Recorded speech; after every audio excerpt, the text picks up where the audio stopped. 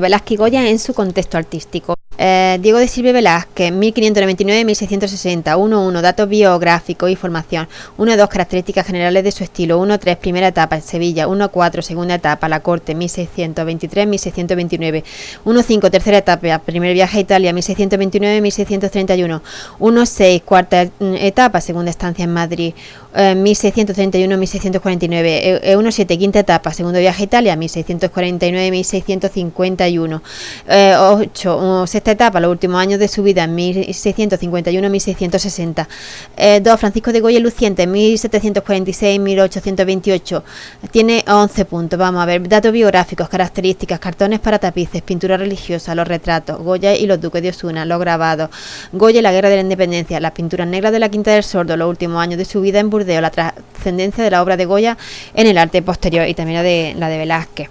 Voy a leer la introducción. Dice: en el siglo XVII en España, desde el punto de vista político y económico, se padece un momento de decadencia y debilidad. Por el contrario, se vive una etapa de auge y esplendor en las tres artes mayores, arquitectura, escultura y pintura, sobre todo en la pintura, llegando a hablar del siglo de oro de la pintura española. Francisco Ribalta, José Rivera, Alonso Cano y sobre todo Diego de Silva Velázquez, quienes con Zurbarán, Murillo y Bardés Leal conforman el grupo más destacado. En el siglo XVIII, el cambio de la dinastía reinante, donde los Borbones vendrán a sustituir a los Austria, repercutirá notablemente en el ámbito cultural. Este vacío se llenará en gran medida con artistas extranjeros más afines a la estética de la nueva dinastía, franceses e italianos fundamentalmente. Van Loo o Houase coparán el campo de retrato y en general de la pintura del caballete. De origen italiano serán la mayor parte de los fresquistas de los palacios reales. Es el caso del napolitano Conrado Gianquinto y Giambattista Tiepolo. De origen bohemio es Antonio Rafael Men, influencia que se acentúa tras la fundación de Fernando VII en 1752 de la Real Academia de Bellas Artes de San Fernando. En este panorama surgirá una gran figura, es el genio de Goya, constituyendo con Velázquez y el Greco la gran trilogía de pintores españoles. Pues Diego de Silva y Velázquez, 1599-1660, datos biográficos y formación. Dice: Diego Rodríguez de Silva y Velázquez nació en Sevilla, bueno, esto también lo voy a leer de aquí, Sevilla en 1599, es el más grande de los pintores barrocos españoles y uno de los más destacados en la historia de la pintura universal. Según Antonio Palomino, desde los 10 años aprende en los talleres del pintor Francisco de Herrera y Francisco Pacheco. Francisco Pacheco es tratadista, lo recordamos. En este taller, en el de Francisco Pacheco, imperaban las formas clásicas de un manierismo tardío. Y tras un primer intento fallido en 1622, conseguirá ser nombrado pintor de rey en 1623. Velázquez vive a lo largo de los reinados de Felipe III y Felipe IV. De sus 170 cuadros, 2/3 son retratos. 1-2, características de su estilo. Cabe destacar un marcado acento de la realidad. En la composición recorrerá un importante camino desde la juxtaposición inicial de sus personajes hasta su agrupación con gran naturalidad. En la temática encontramos una amplia variedad y respecto al color evoluciona desde los tonos más oscuros iniciales hasta los grises plateados del final, evolucionando también la pincelada hasta una factura más fluida. Una factura más fluida. Uno de sus grandes hallazgos fue la captación del espacio, la capacidad para crear un ambiente real que envuelva a su figura en la perspectiva aérea. Trabajó en 3 géneros: el bodegón, flamenco, retrato, escena religiosa y temas mitológicos. Primera etapa, Sevilla. Aquí tenemos la... Primera etapa, Sevilla, es un momento de aprendizaje donde impera un cierto tenebrismo, su paleta es aún monótona, sus temas suelen ser bodegones con figura, las composiciones serían muy sencillas y su modelado duro. A esta etapa pertenece La mulata y Cristo en casa de Marta, La vieja friendo huevos, El aguador de Sevilla. Con temáticas religiosas tenemos a Juan Bautista en Patmos, La Inmaculada Concepción. En la utilización de modelos caseros pues tenemos la adoración de los magos, y en el retrato pues tenemos la Madre Jerónima de la Fuente. Segunda etapa, en la corte de 1623 a 1629. El éxito de su retrato de Felipe IV le vale ser el pintor de cámara del monarca y el acceso a las colecciones reales, lo que le ilustrará en su evolución hacia tonos más claros y luminosos.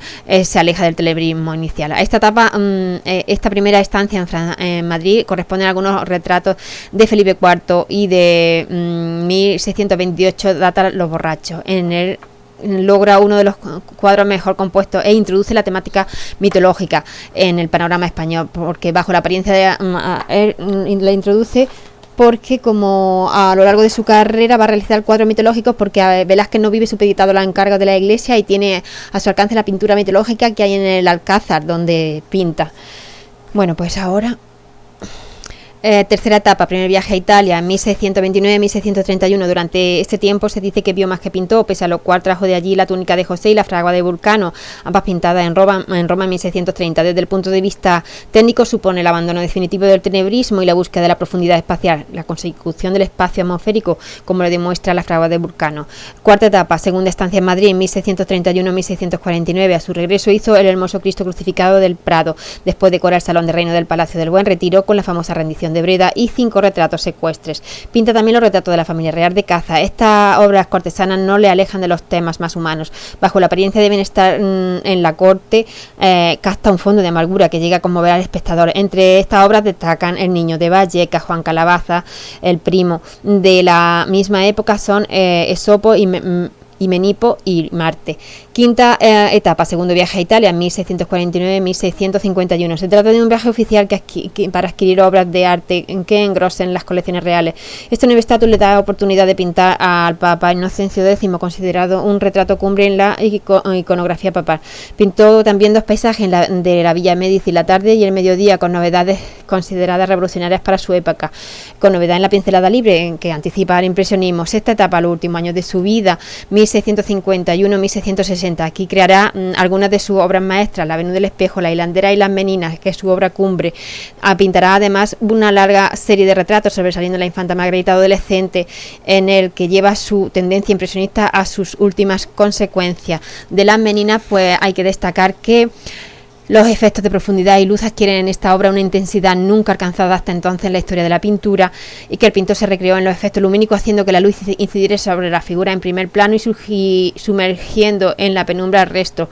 El juego de luces y sombras ayuda a crear la ilusión de espacio. La luz que entra por la puerta del fondo, en contraste con la oscuridad del techo y de las paredes, ejerce un punto de fuga y da profundidad a la escena. Teniendo en cuenta estos elementos de composición y del tratamiento de la luz, vamos a analizar el cuadro. De Las Meninas, sobre esta obra se han dicho los calificativos más elogiosos. Luca Giordano, pintor de Carlos II, la llamó la teología de la pintura por reunir de un solo golpe todas las virtudes posibles en el arte pictórico. Carlos Justi dijo: no hay cuadro que nos haga olvidar este. O Théophile Gautier, que cuando se lo enseñaron se quedó tan maravillado por la naturalidad y realismo de lo representado que exclamó: pero ¿dónde está el cuadro? Sencillamente es una de las cumbres de la pintura universal, muy imitada posteriormente y admirada por todos. Velázquez la pintó en 1656 según Antonio Palomino. Ahora ya vamos con Goya, Francisco de Goya Luciente, 1746-1828, datos biográficos. La vida Goya y su época. La vida y obra de Francisco de Goya se extiende a lo largo del reinado de 3 Borbones, los monarcas Carlos III, Carlos IV y Fernando VII, de 1808 a 1833. La situación del país a comienzos del siglo XVIII, tras la paz de Utrecht, es muy diferente de la existente a la muerte de Carlos III. En esta época la población aumenta, pasando de 9.300.000 habitantes en 1750 a 11,5 millones en 1793. El siglo XVIII es llamado el siglo de la Reforma. La Ilustración española, en su versión de despotismo ilustrado, es adoptado por los Borbones. En la segunda mitad del siglo XVIII se multiplican las acciones encaminadas a mejorar las condiciones comerciales y la incipiente industria. Se mejoran las comunicaciones, se abren más puertas al comercio americano, se crean fábricas reales. Estas y otras reformas entran en crisis tras la guerra con Napoleón. Las nuevas ideas comienzan a transformar la sociedad y la cultura, pero esa reforma y la influencia europea de la Revolución Francesa fueron acicates para nuevos modelos que se desarrollaron en la época liberal a través de enfrentamientos sangrientos. 2.1. Datos biográficos. Goya nace en 1746 en Fuendetodo, Zaragoza. Inicia su formación en Zaragoza con José Luzán. Con 12 años aparece documentado en el taller ya de José Luzán, donde fue condiscípulo de los Valleu, pintor de corte, y con quien emparentará. En este taller Goya se aplicó a copiar las estampas de su maestro. En 1764 viajó a Madrid con la esperanza de ganar una beca de la Academia de Bellas Artes de San Fernando, donde pasó desapercibido por 2 veces. Marcha entonces a Italia en 1769 y 1771. Este año se presentó a un concurso convocado por la Real Academia de Parma, que le daría reconocimiento de una mención de jurado en su cuadro Aníbal pasando los Alpes. A su vuelta a España se instaló en Zaragoza, donde realizó los frescos de la bóveda del coreto de la Basílica de la Virgen del Pilar, donde se ve la influencia barroca en el pintor Luca Giordano y Jan Quinto. En una decoración al fresco Carrasco tuvo otros encargos similares como el ciclo mural en la Cartuja de Aula D de 1774 y también en Zaragoza. Su mayor éxito reside en el color. Ambos encargos estaban en la línea de teatral del último barroco en el que se había formado, en el rococó. En 1775 Goya se instaló definitivamente en Madrid, en casa de su cuñado Bayeux, y comenzó a trabajar para la Real Fábrica de Tapices de Santa Bárbara. Con su visión fresca y amable que ofrecía de la vida cotidiana española, revolucionó la industria del tapiz, que hasta ese momento se había limitado a reproducir fielmente esta escena del pintor flamenco del siglo XVII, David de Tiniers. Bueno, Carlos IV sucede a su padre en diciembre de 1788 y la relación entre Goya y el nuevo soberano será muy estrecha, siendo nombrado pintor de cámara en abril de 1789 junto a Mariano Salvador Maella, que también era. Ya ahora aquí...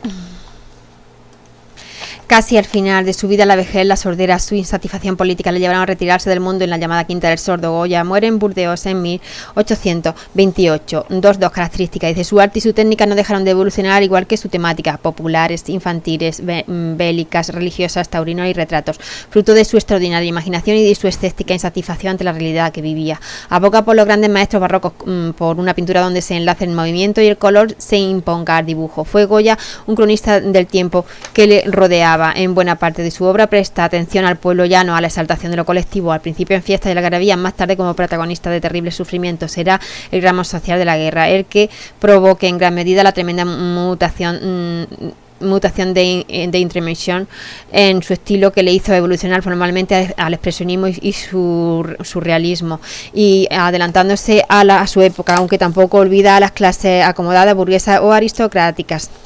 2-3 cartones para tapices. En la Real Fábrica de Tapices de Santa Bárbara se verá durante 15 años, distinguiendo dos periodos. Sus primeros bocetos son aún torpes en la composición y sus motivos infantiles y escena calante de un costumbrismo académico, pero enseguida ganará mayor libertad de expresión y ejecución, poniendo de manifiesto su originalidad para enfocar temas populares. Su cromatismo también cambia, se llena de luz, descubriendo la belleza de los grises. Destaca el baile de San Antonio, la lavandera, la vendimia, el quitasao, la gallina ciega y sobre todo la pradera de San Isidro. Con el albañil herido deriva hacia motivos más hondos. 2-4 pintura religiosa. Su éxito en la academia con un Cristo crucificado le proporciona otro encargo del Cabildo del Pilar de Zaragoza, pintando una bóveda con el tema de la Virgen, Reina de los Mártires y las 4 pechinas con las virtudes. Encontramos aquí la introducción de elementos castizos, una constante de la pintura religiosa de Goya, culminando en los frescos de la ermita de San Antonio de la Florida, aquí en los que representa al pueblo madrileño, ubicado tras una barandilla asistiendo a un milagro. Goya utiliza un estilo en el que anticipa el impresionismo por la forma de trabajar y al expresionismo por los gestos de sus personajes. Con una profunda emoción religiosa pinta también la oración en el huerto y la última comunión de San José de Calasán. Tiene otras bastantes obras más, y para la catedral pinta para la catedral de Sevilla la Santa Justa y Rufina. 2-5 los retratos. Se convierte en retratista de moda con una espléndida galería de personajes de su tiempo, aristócratas, artistas, toreros, políticos y por supuesto reyes. Desde el principio aparece el retrato colectivo, en el que alcanzaría cimas insuperables como el del infante Don Luis y su familia en 1784, los duques de Osuna en 1788. Sentirá especial predilección por los retratos femeninos, como se ve con los de la duquesa de Alba o doña Isabel Cobo o la tirana, sin olvidar las majas del Prado, la desnuda y la vestida, los niños, Pepito Costa, la familia real, con el punto culminante de la familia de Carlos IV de 1800, y su autorretrato completan este género. 2-6 Goya y los duques de Osuna. Los duques de Osuna ejercieron un mecenazgo sobre Goya al convertirse en uno de sus más fieles clientes. Para su casa de la Alameda, llamada El Capricho, pintó un conjunto de 7 obras sobre temas del campo.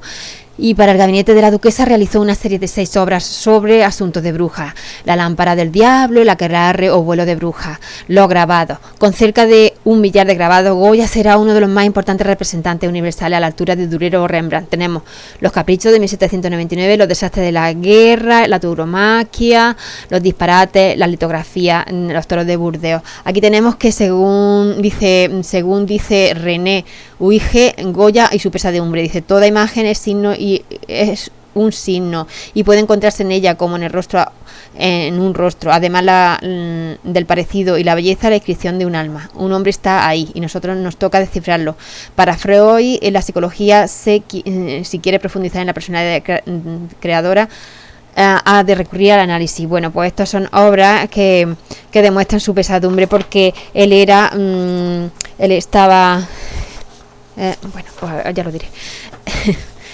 Goya y la Guerra de la Independencia, la carga de los mamelucos, el 2 de mayo de 1808 y los fusilamientos de la montaña del príncipe Pío, o el 3 de mayo de 1808. Son indudablemente cuadros históricos, pero sin acento oficial. Con el Coloso, también llamado el Gigante, inicia el camino hacia las pinturas negras.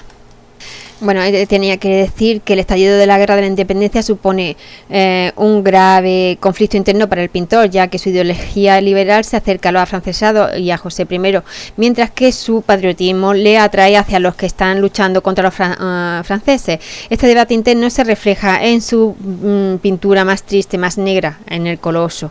Las pinturas negras de la Quinta del Sordo, dice: la pérdida del oído le hará ir apartándose del mundo que le rodea. Ya viejo, solo angustiado, enfermo y perseguido, se retira a una casa en la ribera del Manzanares llamada la Quinta, donde pinta unas 14 composiciones al óleo sobre enlucido de yeso, la lucha a garrotazos, los viejos comiendo sopa, aquelarre, Saturno devorando a sus hijos.